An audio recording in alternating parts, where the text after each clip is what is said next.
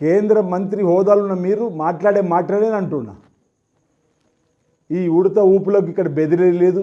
అనేక సార్లు ఇలా మాట్లాడాలా మాయమైపోయేటువంటి సందర్భాల్లో మున్సిపల్ ఎన్నికల్లో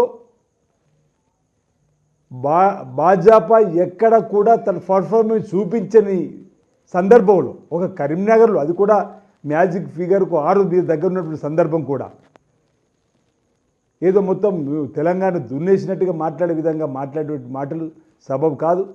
బట్ట కాల్చి మీద వేసేటువంటి సంస్కృతి అంతకంటే మంచిది కాదు.